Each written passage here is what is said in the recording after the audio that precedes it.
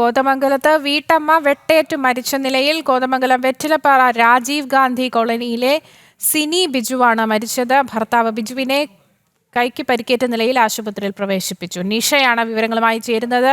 നിഷ, എപ്പോഴായിരുന്നു സംഭവം? എന്താണ് സാഹചര്യം? ആര്യശ്രീ, ഇന്ന് വൈകിട്ടാണ് കോതമംഗലം സ്വദേശിയായ 46 വയസ്സുകാരിയെ വെട്ടേറ്റ് മരിച്ച നിലയിൽ കണ്ടെത്തിയത്. സ്വന്തം വീട്ടിലാണ് കോതമംഗലം വെറ്റിലപ്പാറ രാജീവ് ഗാന്ധി കോളനിയിൽ താമസിക്കുന്ന സിനിയെ വെട്ടേറ്റ് മരിച്ച നിലയിൽ കണ്ടെത്തിയിരിക്കുന്നത്. സിനിയുടെ ഭർത്താവ് ബിജുവിനെ പരിക്കേറ്റ നിലയിൽ കോതമംഗലത്തെ ധർമ്മഗിരി ആശുപത്രിയിൽ പ്രവേശിപ്പിച്ചിട്ടുണ്ട്. പോലീസ് പറയുന്ന പ്രാഥമിക വിവരങ്ങൾ പ്രകാരം സിനിയെ കൊലപ്പെടുത്തിയ ശേഷം ബിജു ആത്മഹത്യക്ക് ശ്രമിച്ചു എന്നാണ്. ബിജുവിന്റെ ഇടത് കൈത്തണ്ടയിൽ ആഴത്തിൽ മുറിവേറ്റിട്ടുണ്ട്.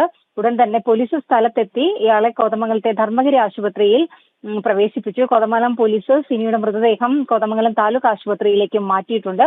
ഭാര്യയെ കൊന്ന് ഭർത്താവ് ജീവനൊടുക്കാൻ ശ്രമിച്ചു എന്നാണ് പോലീസ് നൽകുന്ന വിവരം.